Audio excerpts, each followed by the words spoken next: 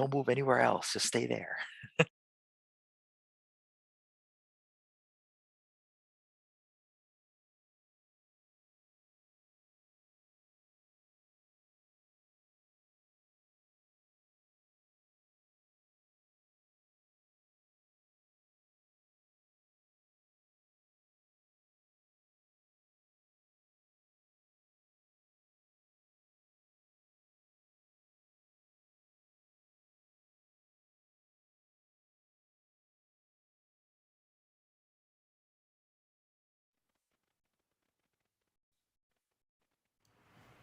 Hey, everybody.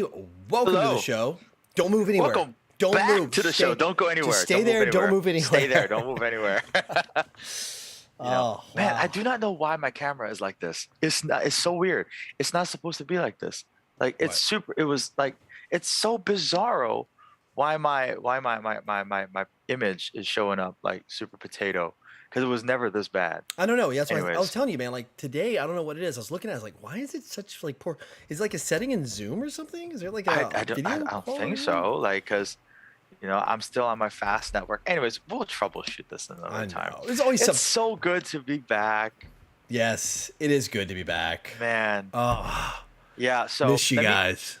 so many of you were so nice and reached out and asked, like, because I made the post on Facebook letting you guys know, like, we can't stream because I have some personal things that I have to deal with, and you guys are very concerned and sent me some messages. I hope everything's all right. So everything is fine except for my sink.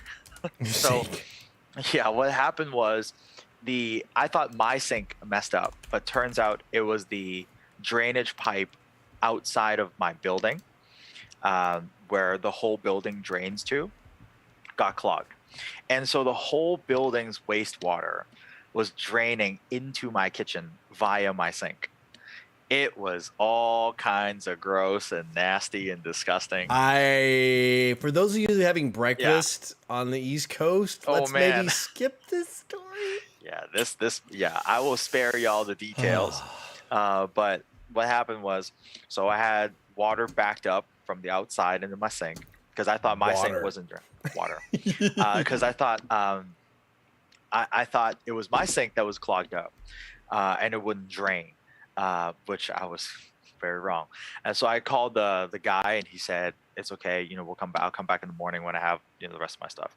So he comes back, fixed my sink. And that so happened to land on the Monday that we were supposed to stream. And he only Yeah. gets done with his day job because he's a family friend of ours here in Hong Kong. And so he got done with his day job, got over at around 7:30, 8 o'clock, and we weren't done till like 9. So Wow. we wouldn't have been able to do this even if it all worked out. Because You wouldn't have felt like it, Yeah. man. After that, like I would have been like grossed out to some Yeah. extent and having to deal with my landlord and my grandpa and this guy. It just wasn't a good time.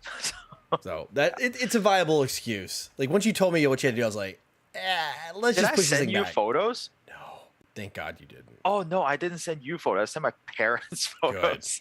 Yeah. My mom was like, "What is this?" I was like, "It's a waterfall fixture inside my Yes. kitchen." It's In a all water the feature. worst ways ever. Feng shui with like the water noises and Yeah, everything. feng shui with just the shui. Yeah, shui. Ah, There's I see no what you did feng there. I tell I you. see there was funk, but not Yeah, feng. there's feng shui. There's Yeah. no feng there. There's no wind. And welcome to the Chinese jokes. All right. Yes, that's yes. that's definitely a Mandarin joke right there. If you don't speak Mandarin, you probably that joke would right That's over. right. That's right. It's just way over your heads. Yeah. Well, Man. welcome back to officially Welcome back to the new Chinese New Year cast. New Year. Yes. Yeah, you're the tiger. Yes. So, Rawr. you're the Bengals. You're the Bengals, baby. Your team. Yeah. What kind of alternate universe are we living in? One of my to-dos, man. I've been supporting the Bengals since the early Andy Dalton days. I mean, I'm if sorry. those of you, I'm Yeah, I sorry. know. That is like masochistic behavior. that is At masochistic the top behavior. level of everything. So like for real, like Oh. you're just like God, I'm like like that, like Cincinnati, like it's like the Titans, man. It's just Yeah. like They love to break your heart, man. know, and They're you want it. they're the girl that just like is so nice to you until you ask them for prom, just so they can ditch you and go out with someone else. Yeah, go with Chad, like Yeah. the big buff dude, right? Oh Yeah, man. yeah, So the Bengals, man. Alternate universe. yeah, I it swear to is. God, we're in a different timeline. Like what We're happened, in a man? different time. What happened? Like stuck inside? I think it was I think it's like when 2016 happened when they elected Donald Trump. Somehow that was our divergence. No, that no, was no. the That timeline. was a timeline. No. I think it's know. different. I beg to differ. Oh, It all started with this one gorilla in the zoo. oh God. Named oh, Harambe. Harambe. Yes. Do it for. Oh, so here, get this. This is. Oh my God. You say this. Now get this. So I was reading on the NFL memes webpage, on their Facebook page, and then they posted. So apparently, the Cincinnati Bengals they rallied behind Harambe, that they're going to go win the Super Bowl for Harambe because Harambe lived in the Cincinnati Zoo. Oh, and we all know that Harambe was a Time Lord, so yes. See, that's why the plot that happened. thickens. It split, like yeah. I'm waiting for Harambe to show up on that Loki show on Disney Plus. Man, like you see the timeline, it's diverged. Right this is the timeline where Harambe still lived. Hillary Clinton became president. All this. Yeah. Now we're in this weird time. Harambe died. We're here, and it should have been here. Trump happened. COVID. Yeah. It's just all of this. See, you have to tell yourself these things nowadays. If not, that's the only way you can put a smile on your face. So I know, it is right? what it is. Yes. We're gonna end up. We get too much in these weird things. We're gonna end up like Rogan. I know. People are gonna ask to leave the YouTube platform just because like, these guys are spreading. They're doing terrible stuff over here. They're talking about time lords that are time traveling gorillas and Mr. Beast is gonna leave the platform because of our misinformation. That's clearly right. It's gonna be because of us. Rhett and Link are gone, worst comes to worst, some other small YouTube channel that may do like Phil DeFranco's out, man. Believe. Like these two guys that hopped up, man. I'm out. I can't be on the same platform as them. I'm just saying, me as representing Mark from Red Wolf, I gotta say I'm out. I can't share the same platform as these two other idiots. So I'm out. I'm not doing this anymore. And Red Wolf, I'm not. We're not doing Jonathan it. Close the channel down. Yeah, we're done. I'm done. Yeah, I'm closing down Airsoftology. Wow. Oh man. Oh, and on that note, what? Let's pivot a little bit since we're in this. We're stuck in this reality. Yes. And the only way to get through this reality is with a little liquid courage. Yes, to get hopped up. What are you drinking this evening? So I'm being very festive.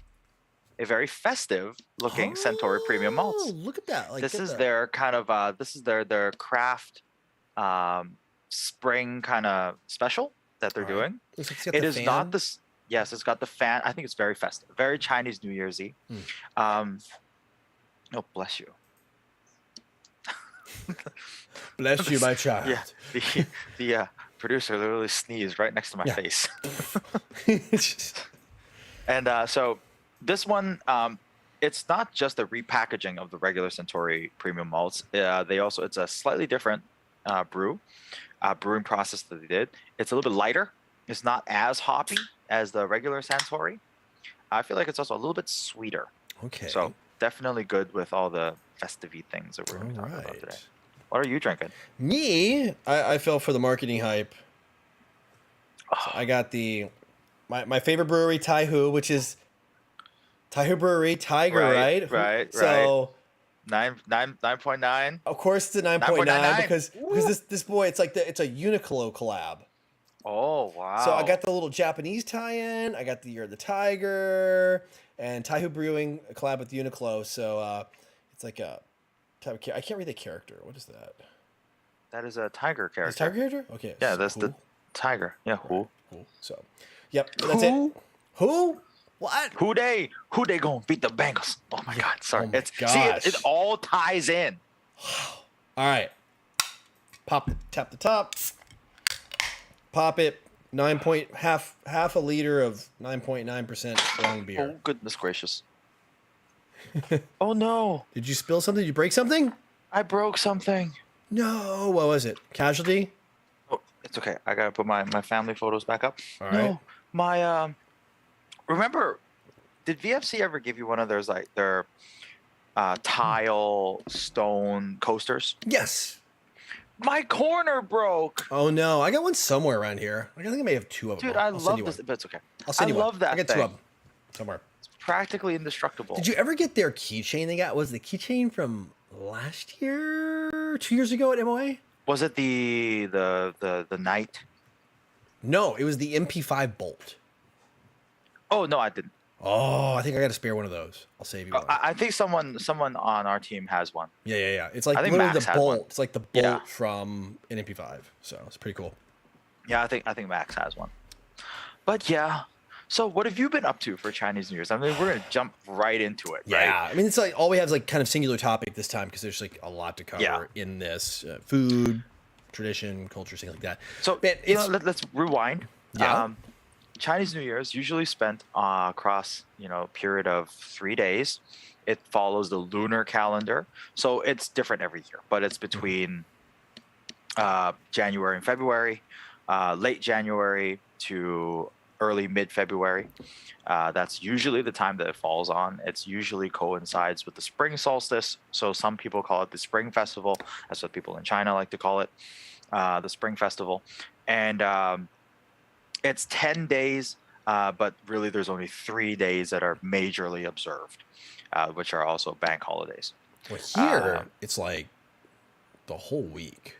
Yeah, so there's 10 days, like first, second, third, fourth, fifth, sixth, seventh, eighth, ninth, and 10th. Yeah. Usually it's the first 3 days that are bank holidays, and they're the most majorly observed days of the 10. Of course, there's people who follow every single day, that there's something specific for every day, but as like the mainstream days, it's 1, 2, 3. Right. I mean, that's just for simplicity's sake, I think maybe we will stick to the 3, day 1, day 2, day 3, and we'll just expand from there. As an American, it's essentially, from my observation of being a part of observing it for many years now and being a part of it, it's like Christmas, Thanksgiving, and Easter all bundled up into one big old holiday, right? It's just like, this is the time where everything closes, everybody takes that break, and you go visit your family. It's kind of the great pilgrimage to spend time with family, reconnect, swap out hung bao. What, hung bao, right? Red envelopes. Hong bao. Yeah. Red envelopes, and his gifts, and just eat a lot of food. A lot of food, and don't forget the gambling. Oh, and the gambling. Everybody's playing like mahjong. What is like? Is that like traditional? Like, 'cause I always like. Lots of mahjong, lots of blackjack, lots of card games, a lot of gambling, Never learned how to play mahjong. I dude, man, I refuse to learn. Yeah, I don't know. I just refuse to learn. My producer plays. Does yours? Oh yes, religiously. Oh. Yeah, I function as the ATM. Oh, you're the ATM. You're like. Yes, I'm the ATM. Yes, I go. Here you go. If you win, that's a investment that I'll never get back. If you lose, that is a loss I will never recover. Yeah. This is basically just like, here's some entertainment money. I'll see you later. Here's just go have fun. Yeah. Thank you, Anto. He's there in chat saying Joey B. That's right, Joey B. Yeah. Oh man. So you're the Tiger with the Bengals. Family is the highlight of Lunar New Year Festival. It's Chinese New Year, Lunar New Year, Spring Festival, like you said, interchangeable terms. I've heard all three. But yeah, like pretty much the world over here shuts down. So the way it works is from a business perspective, up to this point, like you're trying to close out your books, you're trying to pay off you got to pay off all your vendors. Oh yeah. You try to ship as much as you possibly can, and then literally the world comes grinding to a halt. Like, do you want to ship something out or in? No. Do you want to do it? I mean, like, it is the most bare bones minimum. I'm talking like government shuts down. Like, it is full grinding halt of commerce, business, and everything for the New Year celebration. Yep. So, and then usually the factories, businesses, companies will ramp up. That said, shopping is open typically. Yeah. Shopping is open, but it's pretty dead usually. Yeah. Though retail staff are highly incentivized to go work on Chinese New Year days. And actually, from here in Hong Kong, a lot of people fight for those days to work. Really? Because you're paid double. Oh, double's you get the good. double hours. Yeah, you get double low hours. Customers and double hours. Yeah, and you get, usually your store manager or customers will come in and they'll hand you red pockets, so you get extra on top of that. Nice. So a lot of the smart retail staff, like people who are either not married, or one of the spouses have a day off, like they'll prefer to have one of the spouses go to work on that day. Wow. Because there's a tradition, I think, about if you're married, me not being, obviously, neither are you. Isn't it like you visit a certain side of the family on one day and then you go visit another side on another day, and they're like tradition behind that? Or so in my side of the family, well, my Chinese side of the family is the only side I can really speak about. So growing up in the village for me here is a very different experience than 90% of how the Hong Kong general population will experience their Chinese New Year's. So first, let's address one thing: the red pocket situation. If you're married, you are the ones who hand out the red pockets. If you're not married, you can still receive red pockets. So that's kind of how it works, unless like maybe you're like a manager, or you're a business owner, or it's you're like a senior, somehow senior position. Then it's also culturally acceptable that you hand out red pockets. Because I know companies will typically bonus their employees with a red envelope. Yeah, a red envelope. Yeah, they usually have like some money in there. I mean, it's not like bonus money, but it's just usually, US dollars, right? It'll be like $20. Yeah. Right. $20, something like that, 10, $20, something like that, along those lines. It's more a symbol of good luck. It's a good gesture. You want to be giving to people during this time. So that's kind of how that whole concept comes along. So getting back to the family situation. So how my family here has always done it is the first day of Chinese New Year's is not the big day for us. Mm-hmm. It's the day that's kind of flexible. Because it's just usually the first day into Chinese New Year's. It's the day where we don't eat meat. Traditionally, we want to keep that first day kind of like a kill-free day. We have a different family tradition, but we actually go eat McDonald's as our first meal of the new year. That's been one of my family traditions forever. Big Macs, kind of like when you do like Thanksgiving, you order pizzas, or you do like Chinese takeout and Thanksgiving in America. Yeah, I know, like it's great. Yeah, so the first day of Chinese New Year for us, we make sure we go and say hi and greet my grandparents, and greet our family. And that's the day that's kind of chill. I usually go and visit, producer side of the family, or I go visit friends on the first day of Chinese New Year's. That's the day.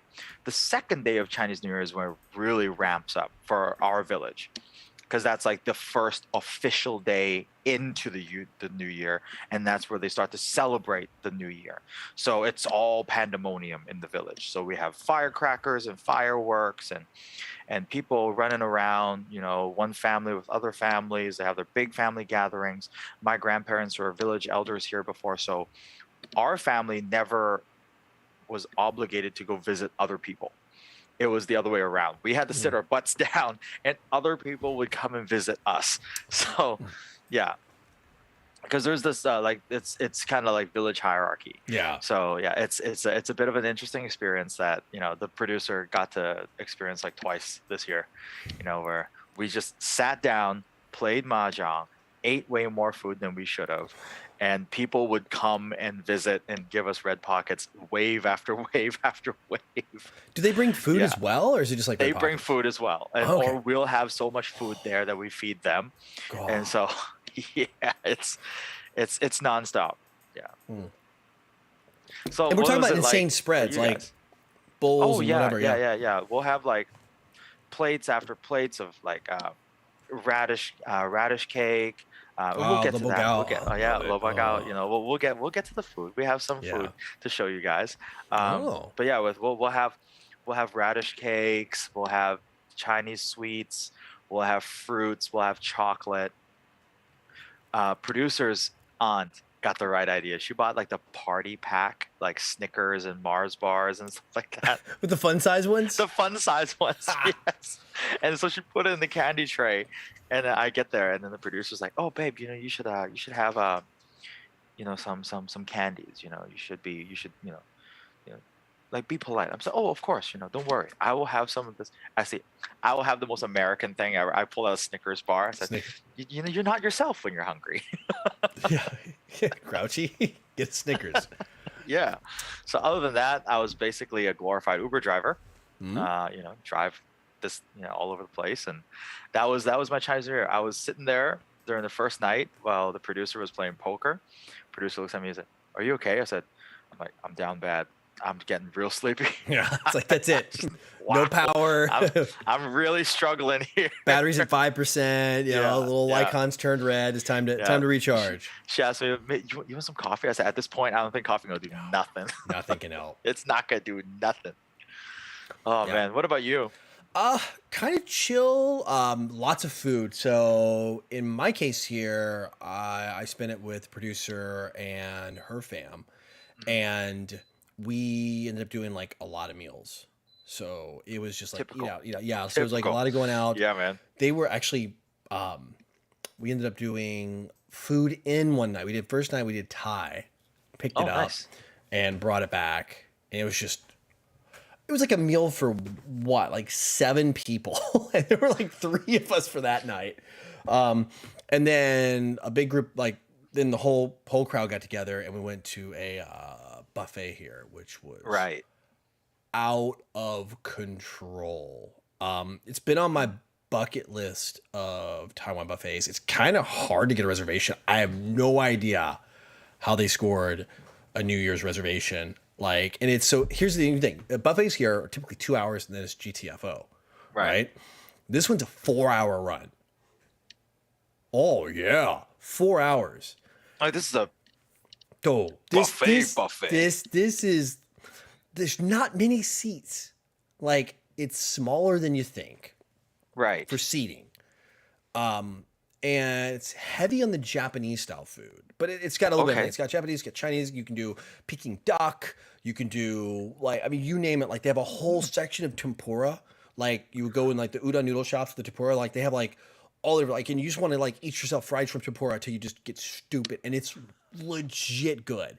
They have like 2 different types of fried shrimps, and then they have like a whole like sushi bar and sashimi. Right. And it's like, top notch. They got the salad. Who cares? Salad's filling. Then they had a steak. So they were doing like prime rib, and you could just go back and prime rib. They were doing scallops on the grill. They had like lamb chops. I mean, this thing is called In Paradise. You want to Google it? It's just In Paradise. In Paradise. In Paradise, all one word.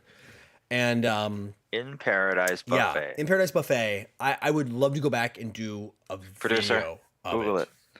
It's legit insane. And then like an hour and a half in, they come and bring you a lobster each. Like, what? Here's your like already grilled lobster, like cut in half, like presented on your plate. Like, here you go. Here's your lobster. I'm like, what? What's going on? Like, my mind's blown, right? It was unbelievable. Like, they 3 different types of crab. It's just insane. It was absolutely by and far the best buffet I've had, and I've had a lot of buffets here in Taiwan, in Taipei specifically. And so I'm looking at this buffet right now. Look at the reviews. Look at the reviews on Google or Apple. Like, I'm sure the reviews are like 4.3 out of 5. Okay, not bad. I mean, still not bad. I mean, oh my goodness. I'm gonna look at these images right here. Yeah. Oh yeah, man. This crab section, they're not playing around. No. Man, this whole box crabs. Yeah.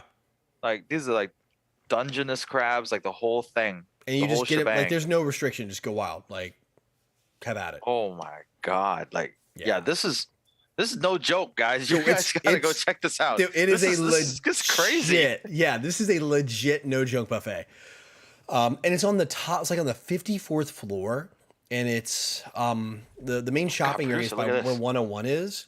So if you guys don't know, 101 is the really 101 floors, really tall landmark skyscraper here that kind of sets apart Taipei. It's kind of the icon of Taipei, the downtown, or in this area, it's like the shopping area. And there's the Mitsugoshi, which is a department store, like the whole Mitsugoshi Plaza. There's a Breeze shopping center there, like high-end shopping, all the stuff you'd ever want. So it sits on one end of this probably kilometer plus long run of shopping or more. Right. And then 101's on the other end. So you're on the 54th floor and you have this panoramic view of the entirety of Taipei. So it's not even just the food, it's like the view. And then the service is like you turn around and your plate's gone. Like if you finish a plate, just like the plate ninjas come and it just disappears. Right. It was an incredible experience. Like absolutely incredible experience. Yeah. Guys, you guys gotta go check this out. Like go to Google, search In Paradise Buffet. It looks like almost like a caricature of what you would imagine a buffet to be, but it's real. You know, it's like if Hayao Miyazaki made an animation movie about a buffet, that's what it looked like. It's ridiculous. Let me see. Ho Ching Young, we will be talking about some Chinese New Year food in a little bit. But yeah, we're just getting into the talk for tonight. Just talking about what Jono and I were doing over this Chinese New Year's and why we weren't streaming on Monday. Sync issues. Oh my gosh. Let me just do this. I will copy the link. Yeah, it's crazy. If you could read Chinese, congratulations. Yeah. Let's see. Like I said. Yeah, it's Freedom 762. You're literally in paradise. Yes, you're literally in paradise. That's their website right there. I put it in the link in chat. You can click away, look at the menus, whatever. You'll have to. I don't know if they have good photos on here. They really don't. Well, they have a language. You can switch it to English. Okay, top right, they have things as language. So yeah, either that or you can just search Google and then just Google images, and then like you will not be disappointed. Yeah. I swear to God, you will not be disappointed. Like basically though, they're change it and go to like. It was definitely an experience. So absolutely worth. That looks insane. You know, it's premium, so it's one of those special event type places, right? This isn't like of course. You know, I'm gonna go there every night kind of thing. your bank account will not like you, but it was definitely worth it. I mean, absolutely, just unbelievable. Like, good. So that's what we did, and then just kind of been hanging out. You know. Being like kind of attached to the West, I'm still doing some work, you know, throughout this time, some business calls, things like that, for the day job, and that's about it. Just kind of chilling, hanging out, hitting the gym. I know you can't do it. Oh, I don't even know what to say at this point. Like, I can't even come up with any like snap quippy, you know, smart quips. I don't know. Like, it's just. Yeah, I need like you just lost on.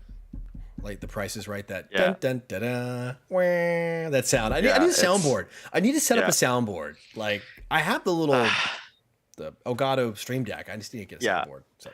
It's pretty sad. It's pretty sad here. I'm not gonna lie. It's pretty sad. Yeah. But hey, you know, life could always be worse. We could be hamsters. So yeah. Oh, if you guys don't know the story, it even made the news here. What are they? They found one hamster with the beer bug. It was a pet shop employee tested positive, and it is a suspected transmission from hamsters to the person.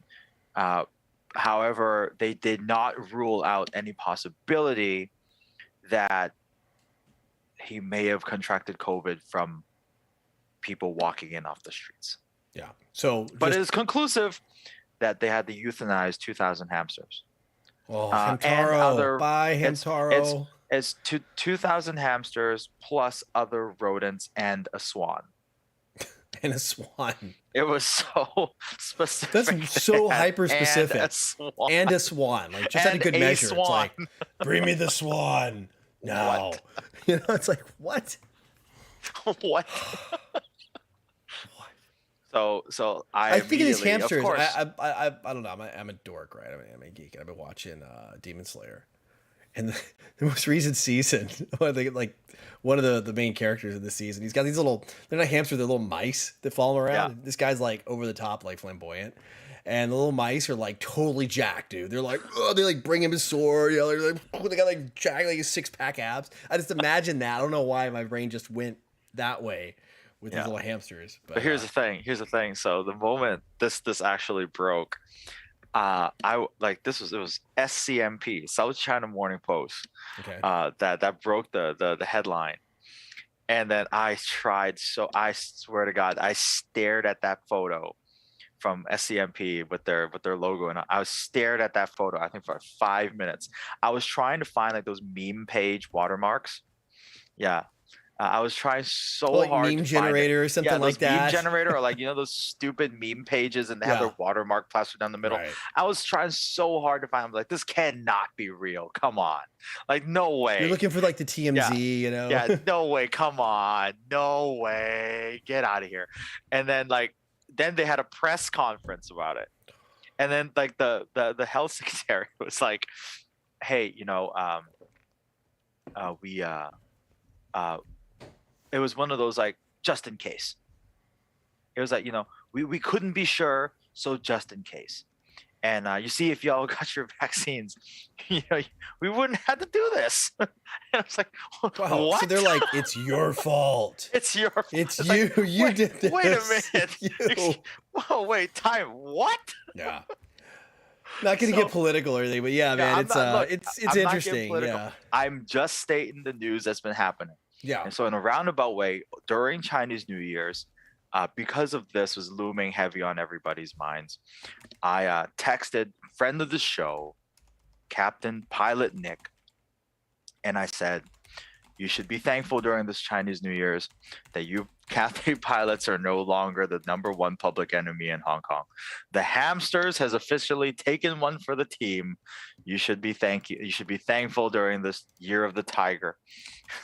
For those of you, since we're not spreading any because now it's like you don't want to get canceled for fake news. Yeah, here's the link to the South China Morning Post.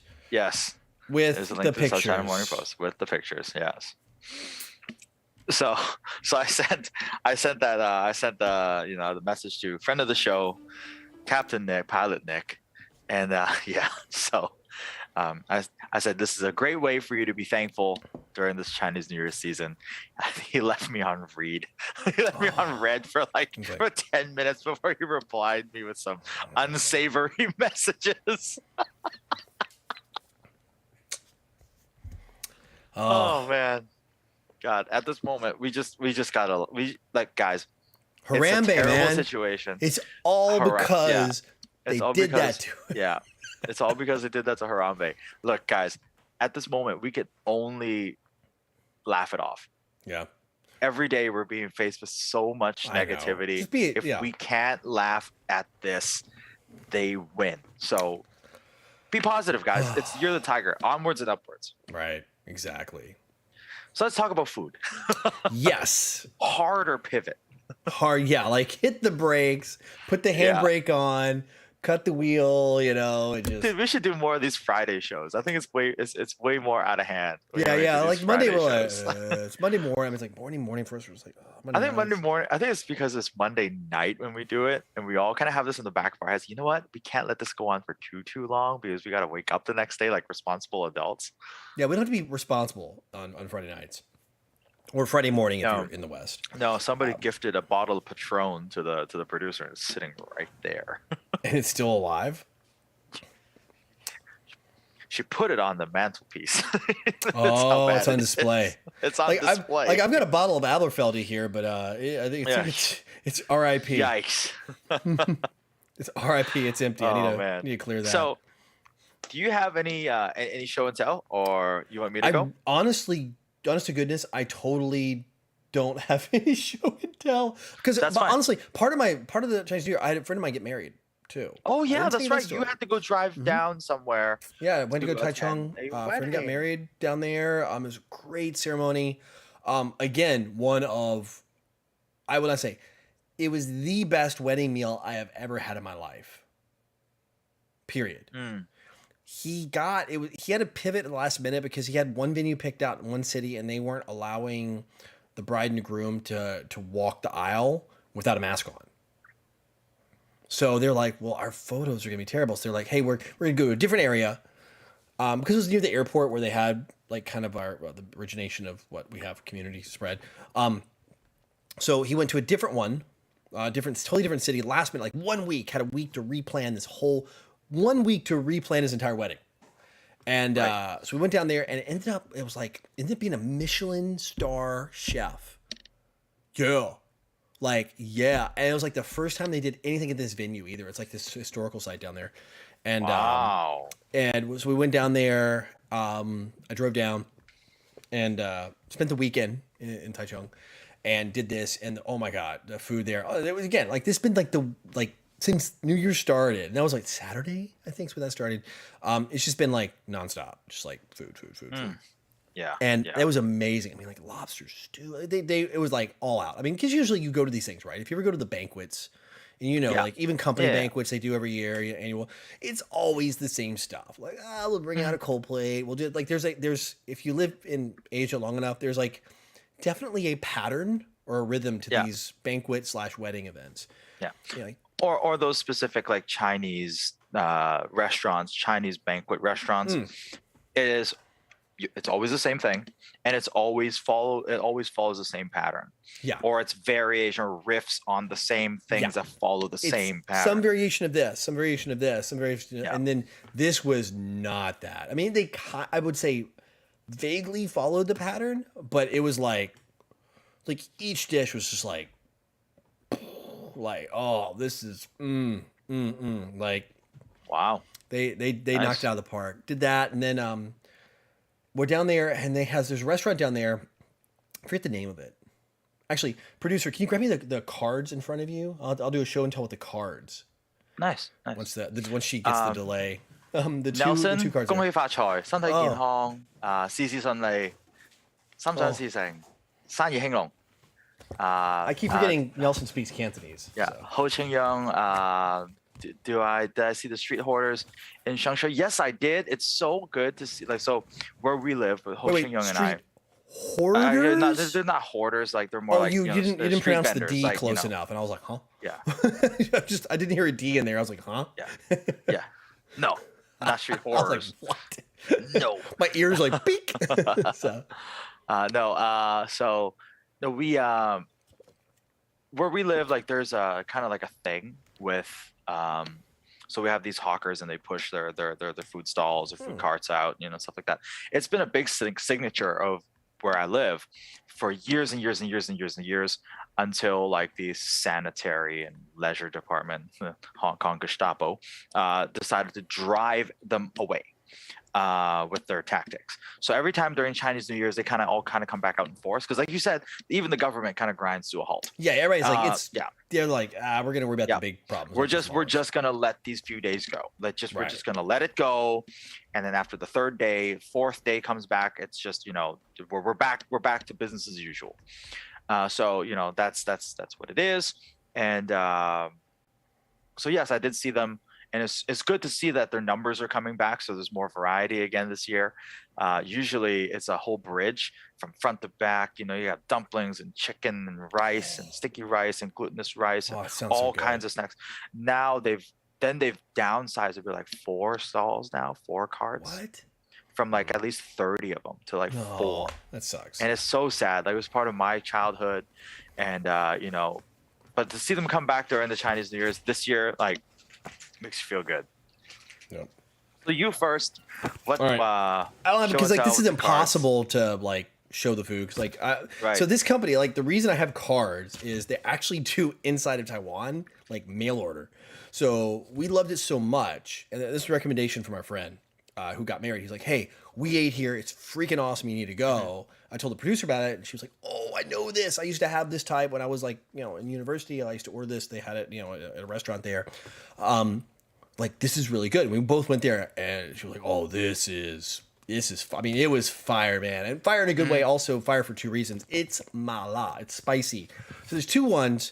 We got this one, and oh yeah, that looks good. Oh yeah. I mean, look at the chilies. I'm tell you what. Take those chilies out. The green sauce is like. Mala it numbs your mouth. It's got some, I would say like 7 out of 10 heat to it. The white stuff you see is fish. So you got cilantro. You got like the little flower petals, just kind of add a little decoration color. You got a lot of these herbs and spices they mix in here, and then underneath it is sauerkraut. So it's super sour. So this is swansayu or what Dalmin is the name of it, Asian sauerkraut fish. So it's the base of the soup, or the broth, or it's kind of lightly thick, is this really sour sauerkraut. So there's cabbage in it, and it's like pungently sour and salty. When you get a bite of the cabbage, it's so good. And then the green liquid is super mala, like really numbing, but numbing to the point it helps take out the spice, and it just makes your mouth water. Then there's all this fish in there, and a little bit of pork slices, like the hot pot type sliced pork. And they have 3 sizes. They have a 1 to 2 person size, a 2 to 3 person size, and like a 4 person to 5 person size.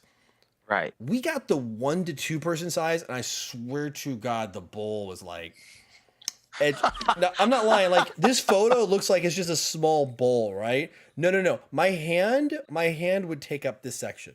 That would be my hand. Like, it would be at least two to 3. I'm talking hand this way. 2 hands across, like vertically, and probably there was still some more space before you hit the bowl. Like, this bowl. Did it come with the bowl? Yeah, it comes in the bowl. Like, no, it didn't come with the bowl here, but we got it at the restaurant. So, like, the bowl is that freaking big for the small. And I looked over, there's some tables that had the large, like the medium, and the medium was like this, and then the large was a freaking cauldron. What's a swimming pool? Like, it comes with like a boat, like a canoe paddle to stir it. I mean, for real, man. It's like they like the table we sat at, there's no way we could have ordered the large one because it just wouldn't have fit on the table. Right. It's nuts. I mean, it's a ceramic bowl. And they also have a second one, which we actually ordered. Because, like, we liked it so much, we had it shipped in, and it's frozen. So it'll show up at, like, they'll just 7-Eleven will hold it for you. Or Family Mart. They'll put it in the cold section. You just go there and you pick it up. This is the tomato one. Now, this one's not spicy. It looks like, the funny thing is, the green one is spicy. The red one that looks like it would be spicy is actually not at all. And it is different. It was less sour, but, like, the tomato base, which what you see here, and the sour of the sauerkraut's good. It was really good balance. I'd say out of the 2, though, if you like spicy, this is. So was it swansayu? I think is the correct. I don't know. Swansayu, yeah. Yeah, that's how you pronounce it. So it's basically sauerkraut fish is the direct translation. I never thought of actually calling that pickled cabbage sauerkraut. I've never the thought never clicked in my mind. That yes, pickled cabbage is sauerkraut. It's like like I never thought about it because like we also have that here. Like we can also eat that here, and they just call it swantayu. And then like in my brain, like I know what that is. Yeah. Right. And then sour like cabbage fish. Yeah, I never make the thought that it's my God, it's freaking sauerkraut. Sauerkraut. They just use like the bigger chunks of cabbage. They don't cut it fine like you get when you think of like Polish sauerkraut or German sauerkraut or Russian or anything like that area, like the Eastern European sauerkrauts. Yeah. Like producer's mom will make a variation on that. A variation of that. Sometimes it's with like a big slice of fish, and they should cook it with the sauerkraut on top of it. So it's got that nice soury, sauerkraut flavor cooked into the fish. It's literally just me and the producer's mom eating this piece of fish because no one else eats it. So it's just her and I. It's good stuff. Yeah, so that's what you had. Photos. So let's go and. I will go and show you guys what we typically have here for. What is this? This is the actual photo from the table, and that's youtiao. Oh, wow. So those youtiaos were probably as long as my end to end of my fingers. So that's the youtiao, the breadstick, the fried. That's a deep fried breadstick, and each breadstick is like this big, and that's a freaking ladle. That's not a baby spoon. That ladle looks teeny tiny. That is a legit. I know. That is a legit ladle. Okay, if you see back here, that's a full length set of chopsticks, and they only go there to there. That's the full length set of chopsticks for perspective, like that. Oh my God! And they barely fit on the edge of the bowl. So that's a full on ladle, and like I said, the youtiaos are 7-8 inches, 8 inches long or something like that. So wow. Yeah, dude, it's nuts. That was actually taken at the restaurant. So anyway, your turn. Now, we'll start with something savory. So this is the we usually have something called the radish cake that we talked about. Oh yeah, So yeah. this is what it is. So radish cake is like this. So it comes in like an aluminum tin, and then you slice it and then you fry it up, get it nice and crispy. So it's usually sliced down radish with some sometimes it's got dried shrimp, some Chinese sausage like the preserved sausage, dried sausage, and some other seasoning in there. And then they put it all together, they pack it, and then you just slice it and you fry it. Some people put an egg on top of it. That's how I do it. Yeah, which like is also really good too. Whisk up an egg and then crack it in the pan right when you're done crisping. Because when it starts off like a translucent white color. Yeah. And it's brown now because it's been like fried in a pan with oil. Yeah. So it usually comes like at the side wall here. Yeah. So that's what it usually looks like. And after you've done it, you've given it the proper treatment, it should crisp up nicely and brown up nicely like that. I actually like it with XO sauce. So it's like dried scallops with hot sauce and some soy base, and you mix it. It's very good. Or like with not happy. What am I talking about? Like a very hot sauce, like a chili oil or something like that. Like here, you'll see that for breakfast. It's a very, very common breakfast place. So if you go any of the traditional breakfast places, most of them are going to serve a few different dishes. Some specialize in others, but like you'll almost always be able to find the radish cake there. And usually most people serve it like you'll get it as like its own, and you'll have like usually sometimes some other things, like maybe sometimes noodles, sometimes like egg, and then you'll see people genyo gao, like a little bit of like that thick soy sauce, like it's like the thickness of like waffle syrup, but it's actually soy sauce that's specifically thick. And people drizzle that over it. They usually have a big old like translucent ketchup squirt bottle, and you're like, you just squirt it. They have like a garlic version and a regular version. Yeah, it's the same thick soy sauce you find in like Indomie. Yeah, it's in the same. It's the same soy sauce packet. So yeah, you can eat this throughout the year, but it's especially popular during this time of the year. It's just kind of it's very festive. Just like you can eat turkey year round, but it's usually very festive during Thanksgiving. Oh, good. I hear the crunch. You're killing me. I want some more. Like we had food earlier, and I'm like, I really want something to eat right now. I'm trying to think of what I have in the house. Like what can I eat, or what can I do a show and tell that I've got hiding? Like all my stuff's frozen. So good. And then of course there's fruits, and so we usually have these tangerines. So we usually have tangerines because in Chinese they're called gum. In Cantonese, we call them gum. Gum. And gum is the same sounding word for gold. Okay. So we usually give people baskets of gold, which is this. Okay. Or the smaller ones, the smaller tangerine oranges, like almost the yuzus. Yeah. The small ones.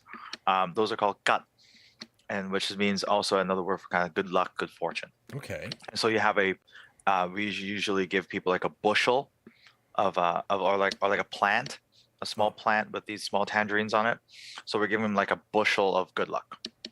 Okay, and then I think those are what they like in the West. Is that what we call like mandarin oranges? Yeah, mandarin oranges. Sorry. Okay. These would be mandarin oranges, and then like the smaller ones would be tangerines. Okay, cool. Really I know one of them's mandarin because mandarins are really small. Like mandarins are like, but yeah, maybe I got them. Yeah, I think you know what? It's the mandarins that are small, and these are the tangerines. That's right. Tangerines bigger than I think the mandarin. Yeah. I forget. So they're just tiny oranges. Yep.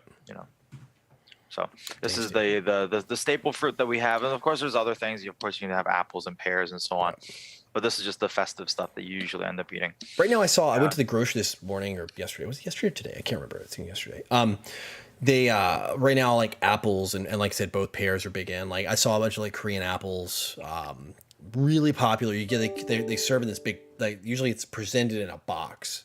Oh yeah, right? They're like in the refrigerator case, like boom, and you have like 6 these amazingly like huge softball sized apples. They're like off the chart. Huge. Oh yeah, I've never ordered them. I never got them because like I was at the Jason's, which is kind of like City Super type place, which kind of like think of it like for those of you who live in the States, a Whole Foods of Taiwan.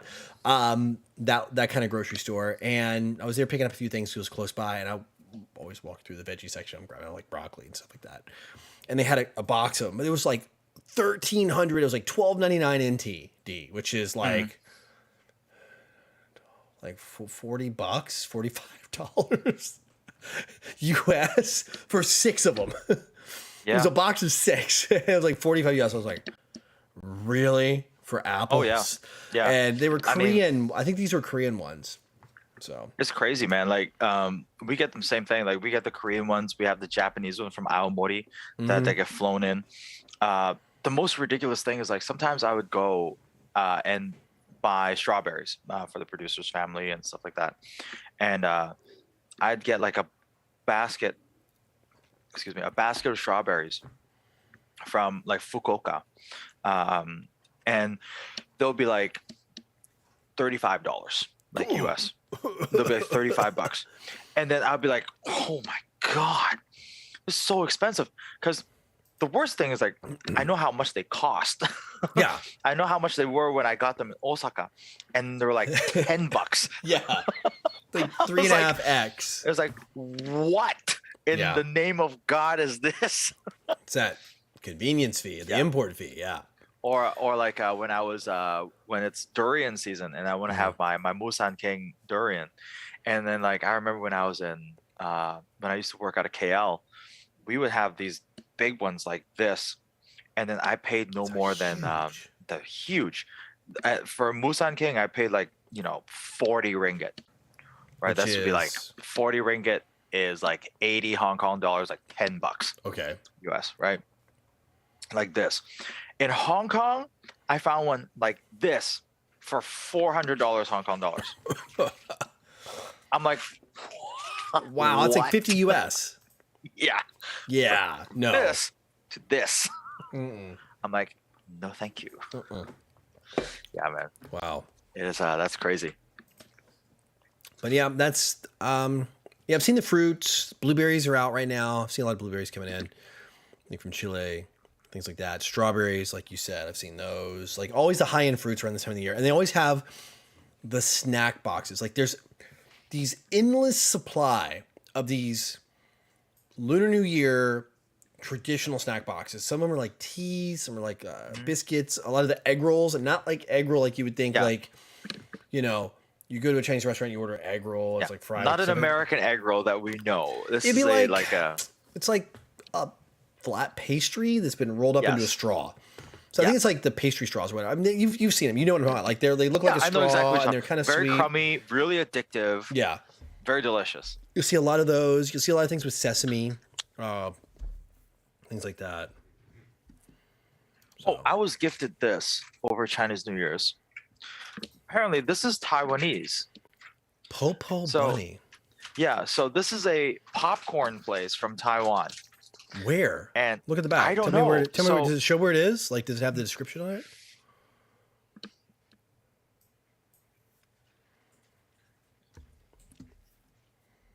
But I think the producers. Taipei, Datong Chu. Datong. Huh? The producers already got it up on the screen. Yeah. Datong? Was it Po Bunny? Was it Datong? Where is it? Producer. I don't know. Maybe that's just where that's where it's made, but no, it's so good. Is that that's up near close as you head up to the National or the hotel, the Grand Hotel area? Or can you smell it, producer? Oh, I know where that is. That's up there close to. I know. There's so much gone. Shilin, right? Po Bunny. Oh, it's near Shilin. It's caramel popcorn. Po Bunny. And I swear they have some kind of illegal substance in here because it should never be this good. Dalong Street Night Market. So it's in a night market area. It's near the Expo Park. Okay, yeah. So producer showed me this. So it's all right. Remember that night market you and I went to, Mark? Yeah. That you and I went to when you were staying at Aloft or whatever, or around the Aloft there. It's super close to there. Really? It's not that night market, but it's the closest next night market. So it's about half a kilometer northwest, or maybe like 3/4 kilometer northwest of there, still on that side of the river. So, closer to Dam Shui River. So, Popo Benny, really good reviews. 4.5 out of 5 stars, 151 reviews. I will put a link to this. Yo, it's too good to be just caramel popcorn. Yeah, I will. I haven't been. I'm gonna try it out. So here it is. I just put a link in chat if you're if you guys are Taiwan side. The Google Maps link I just dropped in there. That's the link for Popo Bunny popcorn. Yeah, so a friend of ours is it really that came good? Over. It's like, look, I think it's a little bit better than Garrett's. Okay, whoa. You said better than Garrett's? A little bit. A little bit. Because Garrett's is real sweet. But like Garrett's, you can't, at least for me, I can't sit there and continually eat Garrett's. I can maybe eat it for a little bit. I can kill a bag. I'll get 2 bags. I'll kill one on the flight back from wherever I connect through Chicago. And then the second bag will be for whoever I like, my family. I see whoever's like the first family member, like, here's your bag. Well, you had 2? Yeah. Can you throw this one away? I think what I'll end up doing is like, if I finish like just a regular size Garrett's, I wouldn't be like, my tongue would go numb. Right. Yeah, because like it's super salty. Like the cheese part is very salty. If you do like the cheese, like it's just a bit much. And the caramel has that, like, it's almost so sugary. It gives you like that burn. Yes. You know, caramel. The caramel. It's so good. But then you keep eating it. Like for me, it just kind of numbs my taste. Yeah. This thing, I think, is dialed just right. All right. So they've got ice cream and popcorn. So it looks like they have I can't. I'm trying to look at their menu. It says chocolate. They got a pizza flavored one. They got a bacon cheese, a chowder cheese. Chowder cheese? If it's chowder, it's probably corn chowder. I can't read the Chinese. It probably is. They have Julienne How's it next going, to it. Private Bumpkin? Actually, this place is so kid oriented. They have Julienne next to the Chinese words, like, which if you like here in Taiwan, there's 2 ways to learn Chinese, especially the written words. You have pinyin, which is the way pinyin I learned, which is like the English characters, right? And you have to learn how to pronounce them with the tone marks. Then they have another thing called Juin, and it's what looks almost like Japanese characters, like not kind of. What's the one that's like the less complicated Japanese alphabet? Hiragana. Hiragana, yeah. It looks almost like hiragana. And each one of those has a phonetic and it has a tone mark to it. Right. So, and you can learn how to pronounce, like, basically it's probably the best way to learn how to read Chinese, traditional. So this is obviously geared toward kids. Like, they have these adorable little cute bunnies. This looks like one of those, like, Instagram worthy shops. Like 90% of the photos, I'm going through their photos now. If you guys scroll through, everything's these stuffed animals. Nothing is food. I've seen like 50 photos and I've yet to see a single photo of their popcorn or their ice cream. It's all just these stuffed bunnies that are sitting around everywhere. Oh. What kind of, this is like, there's a popcorn tin. Yeah, there's your popcorn tin. I see it. Yeah, so yeah, they do popcorn ice cream. I'll have to go check it out. Cause like the pizza popcorn has my attention. You got to do it for the show, man. You got to go get it and do it for the show. Private Bumpkin's having his coffee. I'm going to have my second beer. All right. Let me see. Popcorn. Classic sweet. Caramel, butter sugar, chocolate, milk chocolate, maple syrup, mushroom caramel. Maple syrup. They have a maple syrup one. Mushroom caramel. Mushroom. And mushroom milk chocolate. Okay. Weird. They're all 160 NT, which is like $6. Flavored salty. Those are sweets. The salty ones, they have a butter salt, and that's a sweet mushroom, by the way. Yes. I want to try the mushroom ones. Weird. I'm going to do Shrooms. You know what? I'll go grab some mushroom ones. I'll do like a standalone video. Butter salt, country soup. Oh, it's country soup. It's got probably corn soup. Sometimes it says the English is country soup. I can't read it, but it's like 4 characters. Pizza, cheddar cheese, and bacon cheese. Bacon cheese sounds awesome. Yeah, bacon cheese and really the pizza. Awesome. I'm gonna try the yeah. So I just scroll way down. I just scroll back to 2019 to find even a menu.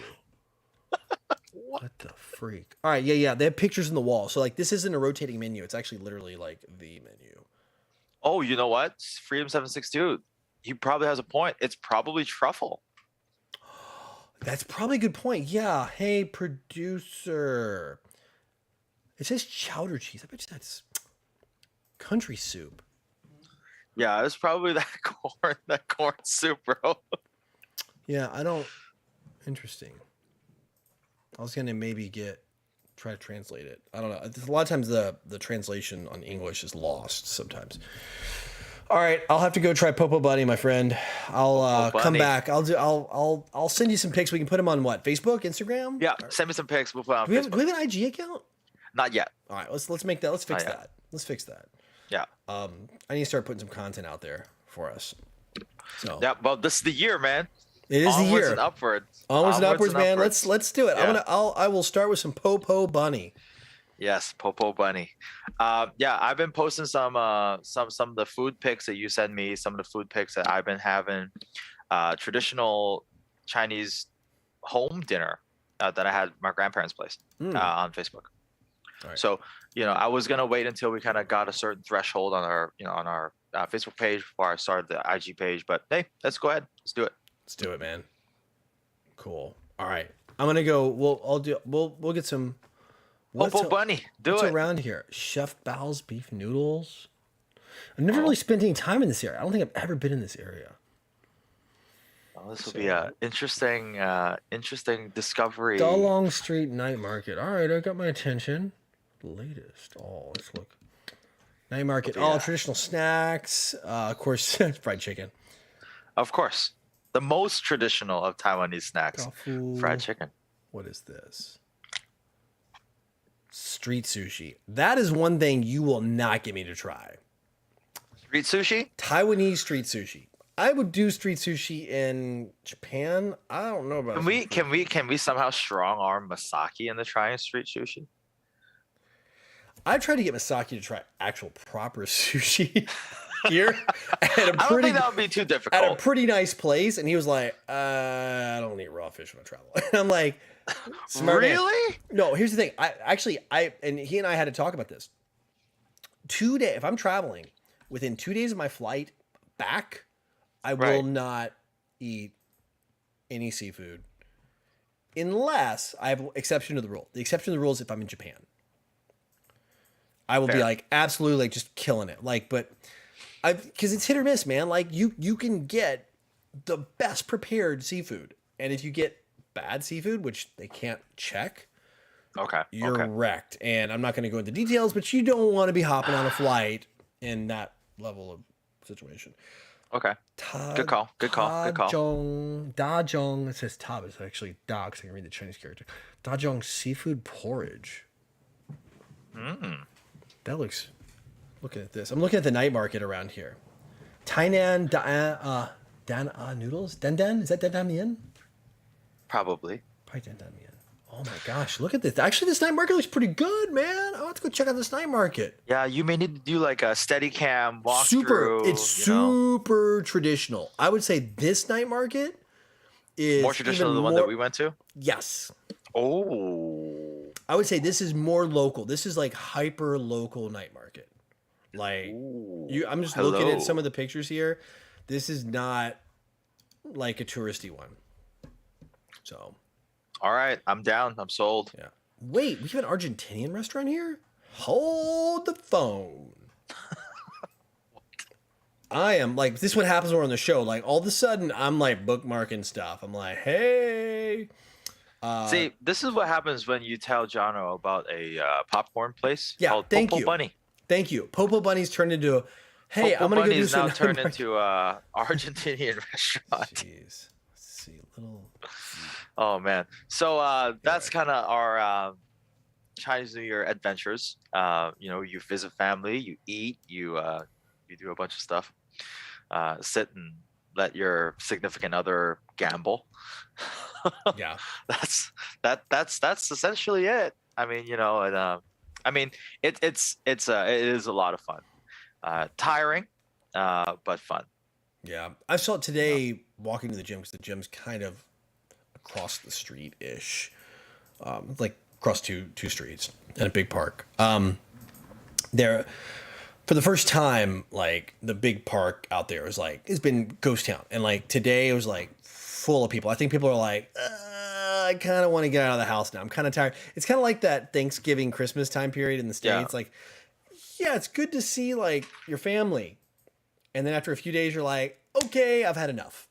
Yeah, it's time to go outside. Let's go do something away from you guys stuck in the house. Yeah, man, and it is something else. Yeah. We still can't go to the gym, so I know. Yeah, but it's true though. Like I think it is harder to burn off like Chinese New Year weight than like Christmas and Thanksgiving weight. Like there's I would agree with you because it seems like here, like Christmas and New Year's, like it's one day. Christmas or Thanksgiving, like you have the meal, and a day or two of leftovers. That's it, right? Here, it's it's a 1 week flood of new food, and there's no leftovers here. Okay, it's meal, and then you gotta finish it. Like you're gonna finish everything, and that's something I've like for real. That is something growing up in the South, especially around my grandparents who grew up during World War II, like they were around, during that time. And, a part of that whole thing, like church, it's very familiar for me. It's like, if it's on your plate, you finish it. Oh yeah. If it's in the bowl on the table, you finish it. When you get near finishing it, you turn around, you blink, and Gramps has dropped, especially it's usually Grams, has dropped like another scoop of everything on your plate. You're like, what the? Where'd it come from? Oh, honey, you're too skinny. We gotta. You're growing, boy. Yeah, you're growing, boy. I'm like, yeah, I'm growing Grandma, sideways. I'm 34. Yeah, exactly. I'm not growing any taller. So here it's very much the same way. Like the culture. I think it's the Chinese culture. Really, it's just finish your plate, finish the table. Yeah, it really is. It really is. Because like, there's usually like. Then with my grandparents, we grew up in the village, we value finishing everything that is served to us, but we also value the fact that, we purposely cook a little bit more. So there's some leftovers for the next day, for some fried rice and stuff like that. Like it's planned. So, having extra is something that we've always kind of grown up with. But Chinese New Year's is the man, we going to finish it. We're going to finish all of it because tomorrow we're going to have more. The fridge got no space. Yeah. So I'm going to tell you right now, my fridge ain't got no space right now either. Like it's packed full. Yeah. Private Bumpkin's like going to grandma's house. You hungry? I got a half a cow smoking in the back. That's the truth, man. Yes, that is so true. Like that's so true. Growing up, like mom's like, we got food at home. Food at home's like a pack of Carnation instant breakfast and like string cheese. Yeah. Yeah. And then I literally just described my pack of Carnation instant breakfast, string cheese, and a can of tuna. I just described my entire childhood to you. Like literally that was my high school. That literally is my high school. But geez, I told on myself. But yeah, like you go to Graham's house and it's just like the endless buffet. Yeah. How do they have so much food? They know you're coming and they stock it up. Oh, Rob wants to see the radish cake. All right. Here it is, Rob. This is for you. See that nice and crispy radish cake? That's like super crispy. It's super crispy. Maxim here, this year they knocked out the park. So this is for you, Rob. And it is it's really good this year. Okay. Like, you're making me hungry. Like I ate before the show, but like I totally want to eat something now. I really don't have anything to show and tell. I'm trying to think what I've got. I'm like looking around. The producer fried the ever-living crap out of these things, and they're so good. Hey, speaking of producer, what was the things we had that sweet dim sum thing the other day I cooked in the air fryer? What was that called? Oh, I do have a show and tell. You'll know what this is. Oh, you'll know. Please, show. It's still frozen, so it's in the freezer. We eat half. They're kind of sweet. They're it's ice cream. No, it's got like a QQ center that's kind of sweet. I don't know. It's made some kind of jackfruit or something, and maybe in the middle, I think it's jackfruit. And then on the outside, it's got like a phyllo pastry, and it gets fried. Here, so like we ate half. You can read it if you can read backwards. There. What? I know it's supposed to be Hong Kong style. Yeah, Hong Kong style. What, like sum. it's these, and it's some kind of dim sum. So inside's like I don't know what it I think is. it's jackfruit. I think it's jackfruit inside. Oh, man. And the outside. Producer trying to look at it like to try to figure out what it is. Hey, producer what's it will called? not know what in the world these things are because she would never eat it. Ma ti tiao. Ma ti tiao. Like horse. What? What? Ma's and horse, right? Ma tai. No. Ma ti tiao. But I don't know what Canto is. There's stuffing inside these things. So right? no, it's almost like lobo gao. The consistency of what's inside is like lobo gao, but it's sweet. Slightly sweet. And it has almost like a coconut. Ma tai go. Yeah. Okay. Okay, you call it ma tai go. Okay, that's ma tai Canto. go. It's not jackfruit. It's like water chestnuts. Oh, okay, it's water chestnuts. Okay, yeah, because like water chestnuts. It's that crunchy, it's sweet, a QQ, and yellow. it's got crunchy. Yeah, it's got QQ with some crunchy water bits. chestnut. Yeah, for sure. I was thinking jackfruit. I'm like, no. What? Okay, so it's water chestnuts inside. All right. Yeah, water chestnuts. Yeah. Those are okay. Like I'll eat like a couple. Yeah. And it's like they're pretty good. Beard. Like these are actually quite tasty. My beer done disappeared. Oh, your beer's gone. My beer done ran away. Still working on it. I got yay left. Well, you got like some strong there. Yeah, mine's not quite 10%. Well, by the way, they do it on purpose. For those of you who don't know Mandarin, like the number 9 sounds very, very, very close to the word for alcohol. Oh yeah. Like phonetically they're close. They pronounce a little different. They're pronounced differently, but it's like Joe. The number 9. So that's what they do 999. So it's like it's kind of a play on like alcohol. Like it's Producer, to be can you give me the sankyu? Can you give me the sankyu? So, Christmas, I had some friends over, and then we were drinking, and so my Japanese friends, my teammate, bought me this beautiful bottle of sochu. That's Mountain Chun. Is that Mountain 9. 9. Okay.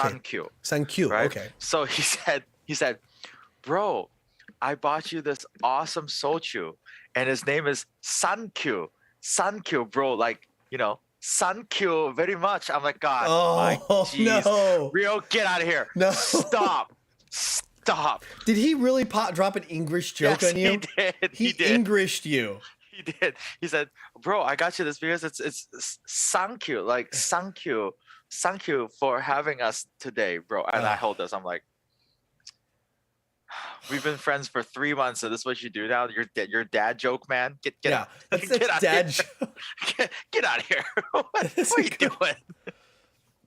Mountain 9, so. Yeah, Sankyu. I'm like, get out of here.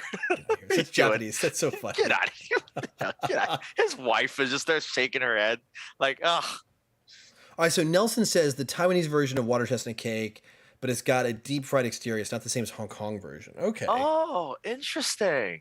All right, interesting. Yeah. Interesting. Because this came from the producer. Like, she picked it up. It's tasty. It's kind of got like, it says water chestnut, but it's almost got like, there's almost like a little bit of coconut oil or something they put in there. It had like a slight coconutty, and there was like also when you hit those crunches, it was a little sweet. I was just really, I was good. And just like I said, just put a little oil on it, toss the air fryer for like 15 minutes, and it was rock and rolling. We'll usually like sometimes we steam ours, sometimes you can pan fry it too. So it's pretty good. So yeah, I definitely think like of all like these gao, it's the loba gao is still the best. Yeah. Oh yeah, the savory. By far, like there's not even another one in the same sphere. The problem is you can't bring it back because most of them here that are good have, like you said, have the one I love here has like shrimp and also like little tiny little shrimp and the little bit of chunks of sausage, like the dried sausage in it. Oh, those and are it's the just, oh, it's so good. But you can't travel with that. And plus these things like have such a short shelf life, like a few days. Oh yeah, you gotta eat it. You gotta eat it right away. But you can get the turnip powder. You can get the turnip powder. It's sold like down the baking aisle. So you can get like it's like where flour, you have like potato starch, they also have turnip powder. So you can make this yourself, but I've never tried to make I feel like I would fail miserably. in making I look at the recipe. It's actually hear me talk. This is the white guy. Actually, it's not that complicated of a process. It's just time consuming. Yeah. Because you have to shred it and soak it, and then you have to do some stuff to it. And it's just part of like molding it into that mold and just let it stay. It's kind of gelatinous for those of you who are trying to explain. Like it's like baking a Jello mold, and it goes in this aluminum pan, which is like if you ever get a Sara Lee cake, if for those of you in the West, or like a small bread loaf, like doing those disposable aluminum pans, you can bake a small loaf of bread in. It's exactly that pan. Yeah. Yeah, I totally know what Nelson's saying here. The Hong Kong style taro cake, that is the producer's favorite. Is it the roll? Is it the roll cake or the? No, it's also just like lo bao. Okay. It's exactly. But is it sweet or savory? Is it a sweet savory? Oh, savory, really? Okay. Yeah, it's savory. Because taro could go both ways. Yeah, so like Hawaiians you swap do out savory with poi, taro. Yeah, so like you swap out the radish and you put in taro. Okay, interesting. Yeah, because I like the sweet taro. I like that a lot. That's like kind of my. It's funny. I never liked it before I moved here, and it really grew on me, and now I like it a lot. Taro or ube? Ube. Ube, like the purple one, right? Purple taro. Yeah. Yunto. I think we call it here. Yeah. Yunto? So like they have so I think it's like in the Philippines is ube. It's that purple color ube ice cream. Yeah. It's like a faint purpley color. It's like a very like pale purple. Yeah, they call it. They have it here. They just refer to it as ube here. Okay, UBE. Yeah, we don't. It's all we just say it's taro or Unto. Unto or Unto. In Cantonese, it's wu tao. Wu tao. Okay. Yeah. Cantonese like sometimes close, sometimes not close. And then like usually if it's referred to in a sweet version, it's like heng wu, which is like fragrant taro. Interesting. Okay. Yeah. So like like for example, if we were to say like the taro cake, it'd be like wu tao go. Okay. But if I want like the sweet taro bubble tea, I'd be like heng wu zhenju lan cha. Okay. Yeah. Interesting. Okay. Yeah, we call something different here. So, and you'll find a lot of oh my gosh, I love adding the taro to the milk teas. Like the chunky taro. Oh, the chunky. There's a place across the street, like not too far from here, it's called True Dan. They have like just a chain here, but they're like pretty well known for their milk teas. And they do one where you could add like the chunky taro to it. Oh my god, it's so good. I think I had it on the show one time. I think I've done it on the early episodes. Yeah. Because they're like really like I point this way, like you could almost see it through if I had that window open back through those curtains. Mm-hmm. So, True Dan bubble tea. Yep. Or Chinese it's Zhenzu Dan. English it's True Dan. That's what their English name is. Yeah, I love their translation. Yeah. 珍珠蛋. Yep. That's it. It's okay. I love it's also a play on the name. Yeah. The play on words. Yeah. Interesting. Yeah, there's so many like bubble tea places in Taiwan. It's just like a different one on the. It's funny. Like there's some areas, especially getting like near the colleges or down like the night market streets. You will stand on the street and be like, there are 15 bubble tea places, and they all have a queue. They all have a line. Like you'll be standing there, like especially in the summertime when it gets hot out. You'll sit there and you'll look down this road and you'll look. You're like, T, and like all of them have like 15 people in front of it just waiting. I'm like, yeah, this is nuts. It's crazy. Everybody has their favorite. Everybody has like, and me too. I mean, I've been here long enough. I'm like, oh, I want a winter melon lemon tea. Oh, you got to go here. Oh, this place does a crazy mung bean shake, right? The Ludo. It's a mung bean. Oh my God, they do this great mung bean like shake drink. Like it's awesome for the summertime. Like, oh, you got to go here. And do you want the really strong tea? Like it's this one I hear, it's called uti, like they'll have like crazy strong teas, which are really good. And they do like the almond jelly in it, like, oh, that's so good. And then, but they also sometimes do the sweet potato balls, like instead of like the bubble tea balls, they have like little QQ balls, but they're sweet potato. And like, so you have your favorites, right? And you know how to order. You know exactly, like, you walk up, you tell them how much ice you want. Like, oh, I want a little bit of ice. I want, oh, this much sugar. Like, you can adjust your sugar amounts. There's an It's like going to Starbucks. It is. It absolutely is. But there's 20 options and they're all good at certain things. Like, you can't go to one shop and get everything you want good. Like, this shop's known for that. I mean, it's definitely something you have to live here long enough to. I should do, like, that's a good summertime video. Is like, yes, my top 5 tea shop, because I can't say bubble tea or milk tea because there's so many variations, you know, like of teas and things. Like, my top 5 tea shop places. Just for SEO purposes, it has to be boba tea. Yeah, it has to be boba tea. Yeah, It has to be boba. Boba, B-O-B-A, not bubble tea. Has to be boba. Hashtag boba. Hashtag ABG. Yeah, hashtag ABG. Nelson says, yeah, Taiwan milk tea culture is like its own thing. Although, Nelson turned me on to this Vietnamese coffee place over by that drip coffee? His office. It's like, it's this little, just like, it's one of the little it's like, it's in front of a business. It's like they have their own business, but they have a little card out front, but it's like the whole place is theirs. This stuff would wake the dead. And it's so awesome. Vietnamese coffee? Oh, yeah. Oh, yeah. It's like in an area where there's a lot of industry. There's like a CNC shops and like a lot of like factory area, like manufacturing. Yeah. So a lot of the workers here are either from like Indonesia, Malaysia, but a lot are from Vietnam. And I think a lot of the workers in this area are Vietnamese. So you'll find great Vietnamese restaurants. Mm-hmm. And yeah, it's a shack in front of a laundromat. It is in front of a shack in front of a laundromat. I'm pretty sure they own the laundromat too. Wow. And this coffee it will light you up, and it's so good. It's very reminiscent going to Vietnam and having their coffee. Like, I had this, I was like, this is it. This is really it. And it's so cheap. It's like dirt cheap. It's like dirt cheap because it's kind of in an industrial area, right? It's so good too. And you get like this huge, it's one size. It's just big. It's big. Yeah. Oh my gosh. All the things. I got to get out with the camera. Like, really? And I guess it's a dumb question to ask chat. I kind of know what the answer is going to be. But I want to ask anyway, like, do you want to see, aside from these long format podcasts we're doing here, or vidcast, do you want to see like short form, like on the street, like, you know, Mark goes to McDonald's and shows you what Hong Kong McDonald's is like, and I go to, you know, what Taiwanese fried chicken or bubble tea shops, or Mark shows you dim sum, street dim sum or something like that. Do you want to see like short form, or do you want to see the channel stay more long form like this?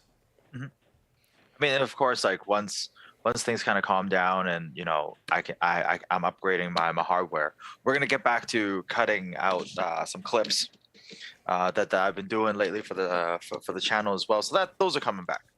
Cool. Just, you know, I was in a bit of a flux for the last couple months. Well, you've been working your tail off. Like you got like, stressful job. I mean, we both do, you know. We got a lot of things. And some life stuff coming up that I will be talking to you guys very soon about. So, yeah. You're the ones getting to tease this. It's my turn teasing. I know what it is. It's your secret to tell. You know, like I had my big bomb I dropped on here. But what I can say now, though, it's sitting right there. Right, a couple weeks ago when I talked about is it the evil monkey from like Family Guy? Like, God, I hate monkeys so much. No, I don't even know why. Evil monkey from Family Guy. It's irrational, but I literally like physically vehemently hate primates. So you wouldn't do one of those, like, isn't it like in Japan and Hokkaido they have those like those macaques? The macaques that like chill. Yeah, I hate Don't monkeys. They like chill in the hot in the hot springs? Yes. Yeah. Hong Kong for a while. That seems cool. Yeah, Hong Kong for a while had an issue with the macaque problem, and I actually wanted to volunteer to go exterminate. I wanted to be like, just, you don't have to pay me nothing. I'll do it for sport. I don't know why people ask me if the monkey hissed at me when I was there. I don't know why. It's just one of those things that you just have this people have this weird irrational fear about certain things, right? You know, I have this weird irrational hatred towards monkeys. I don't know why. Don't ask me. I don't know. I don't know where it came from. No clue. Just like you walk up and see me, like, it's just what it is. but yeah, a few weeks ago, like we were talking about, I have some life things coming up, really great life things coming up. It's nothing bad, so don't worry, guys. When time comes, I'll talk about it. But it was still kind of up in the air. Our news we drop here, we tease stuff. It's all hyper positive. Yeah, it's very good. But I think we're both to the time, that time of our lives where, we want to make sure a few things are kind of settled before we kind of let everybody in on the news. So it's not like, yeah, this can happen if these things fall into play. Right. I want to make sure that, we avoid any of that silliness. But step one of everything is literally sitting right there. So, once things are a little bit smoother, and it's all really due to COVID, right? Hopefully then I can talk to you guys a little bit more about it. Cool. I'm sure everybody's looking forward to it and your teases. Oh, it's good times. Oh, yeah. Good times to be had. I'm excited. Yes. Oh, road trip once everything is hopped up on the road, once things over back up. Oh, that's for sure. Yeah, for sure. Hopped up on the street sounds like a fun experiment. Yeah, hopped up on the street, actually a good name, Bumpkin. Yeah. I like that a lot. Yeah, I think that would be really cool. Yeah, for sure. I think we definitely want to get more into like some of the more expose-y kind of short 10, 15 minute videos of a food or where we are, maybe some interesting cultural things that we talk about.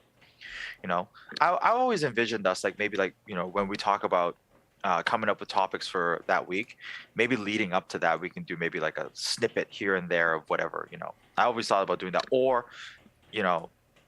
let's say we talk about Chinese New Year this week, then for this whole week, we can maybe do a couple of videos about an expose about Chinese New Year's and the food to kind of fill this week full of content. And the next week we do the same thing for something else, Yeah, I mean, because we're episode 27, man.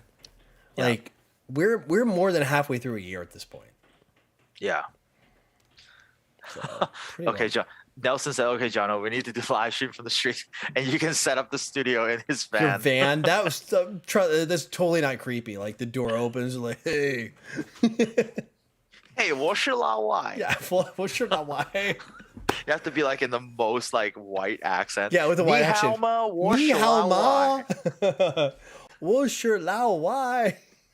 我是老外，我是 Jonathan. Yeah, 我是 Jonathan. Yeah, like yeah. By the way, producer and I both have this thing about like the channels, stuff you see. You guys who probably don't follow any of the Chinese stuff in Chinese language, Mandarin channels like Taiwanese and even like Hong Kong or whatever, where the YouTubers are they'll intentionally interject English words, hybridized in between Mandarin, to try to sound posh. Yeah, you know what? And they overpronounce. Right. Yes, they do. They'll be in your native. You'll be in your native accent, right? Your Taiwanese, whatever your native accent is in Mandarin, and then you'll overpronounce with like the most generic Californian, like Midwest or whatever, Americanized accent when you switch to English. Yes. So yeah, to be honest, in Hong Kong, to kind of mix Cantonese with English is very kind of my generation thing, because I think my generation was the last generation here where it was still kind of very 50-50 English Cantonese education. I can see that because you being raised, you were taught both. Yeah. So. And we also grew up speaking both, right? Yeah, you grew up speaking both, obviously, yeah. And so when I'm with my friends, even in my Canto, I'll mix in a few English words, but it's never I never make it sound very like I'm like an American. I don't sound like this when I speak English in my Cantonese. Yeah. It's kind of Chinglishy. Yeah. Because it makes sense to do it that way. But then it's so funny now, it's a little bit different. Now it's like they speak Cantonese and they'll throw Mandarin in, or they'll speak Mandarin and throw in a Cantonese word in.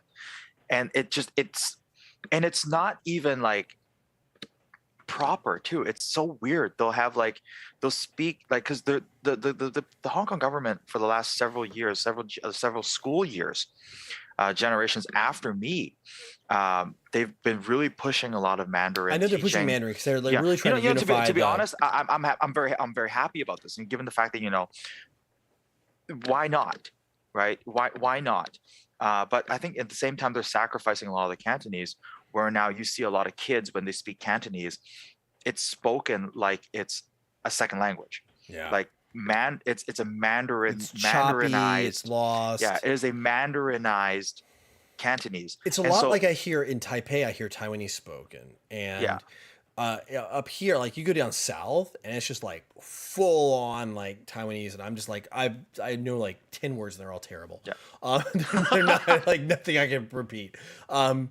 So that's it. I mean, you always learn the bad words first. But of course, like it's full on, like you'll go down south and it's just like, you will walk down the street and be like, huh? Like, I don't understand anything anybody's saying. Like, I'm lost. I'm like in a totally different world. But here, you'll hear occasionally like some of the older generation or whatever. Like, you'll hear people like talk Taiwanese, and it's always a blend in my ears. Like, I'll pick up like a word here, a word there, Mandarin, boop boop boop, popped in, and then intermixed in there with like Taiwanese, and I'm like, huh? Because I mean, Taiwanese is totally different, right? It's like a totally different for sure. So I'm sure it's kind of the same thing. It's like a hybrid Canto, whatever. Thank you, Nelson. I read your comment there. So my Mandarin actually came from a brief period of time in my life where I lived in Qingdao. When my birth father and my dad, my birth father is my dad. My birth father and my mom split. My birth father and my dad split. Wow, mentally. So when my birth father and my mom split, I ended up living with him for a little bit of time up in Qingdao, and that's kind of where my Mandarin came to be. And given the fact that I was the child in the family that couldn't shut up, so really, I picked up the language. Tell me about that. Yeah, I know, right? I'm really perplexed. You, like me too. I'm the same way. I'm like, I know, I've never right? Crazy. Oh, such the quiet one. So that's just kind of how the cookie crumbled for me from a Mandarin. And in my old job, actually, I had to speak Mandarin way more than I had to do Cantonese, because I did a lot of business down in KL, a lot of business down in Singapore. And KL was okay. It was more Cantonese than Mandarin. But then the younger business people that I worked with in KL, they were all Mandarin speakers. So there was Mandarin and English, and then Mandarin and English. Because your Mandarin is like, your accent's very like undiscernible. Yeah, it's a mix of a little bit of everything. It's because like it's got a little bit of like, because my stepmom has a very clear Qingdao accent, which very clear pronunciation. She never slurred her words. And her side of the family is also very kind of, very northern China, very clear accent. She doesn't have any of the Shandong, rough Shandong, very throaty accent. She doesn't have it. And we don't have the unnecessary tongue rolls of Beijing. And Nelson says too, so you have the Beijing, you don't have the northern, the heavy R, like the Beijing Mandarin. Like, it's always heavy. It leans heavy into the R, and anytime there's an R sound, there's like you're just they'll put unnecessary R sounds in there. like 关门, it's 关门. No, man, what? What? 开门? Where is that? What are you talking? To me, the Beijing accent, which is like funny because that's kind of like the capital city, always has like, to me, has like a Southern American like draw to it. Like it has very much like, how y'all doing? It has that kind of vibe to it, right? You and I both being Southern guys, right? Southern English.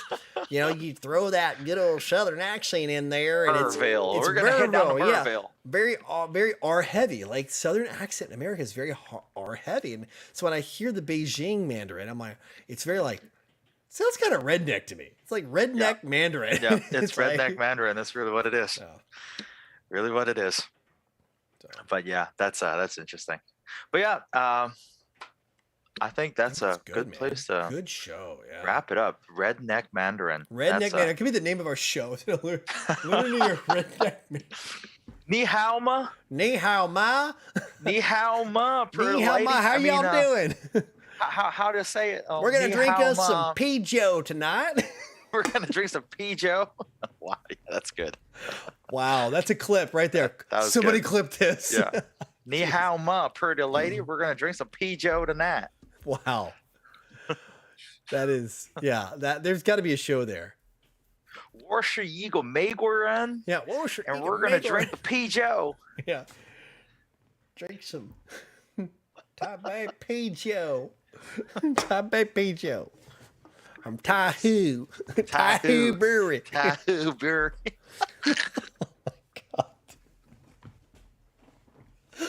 Oh, and on that note, let's just go ahead and close this one out. Yes. Oh, man. Oh, goodness gracious. By the way, anybody who watches this show who speaks Mandarin is going to just die. So, man, I think at this point, we probably killed Private Bumpkin, too. Yeah, Bumpkin's dead. Dude, yeah. All right. Oh, so anyway, gracious. Wow, what did they put in this tonight, man? Jeez. Anyway, thank you all for joining us. As always, we love having you, especially our kind of impromptu, since we kind of punted on the Monday show. We'll be back. Friday. We'll be back next week on Monday. We'll be back to regular scheduling next week. Yeah. Like 2-3 days from now, we'll be back. So we got a topic. For sure. We'll text it. It's weekend. We'll think about something. Yeah, we'll find something. So, yeah. Cool. All right, guys. So stay hopped up and have a great weekend. Yep. And happy Lunar New Year. Yes. Bye.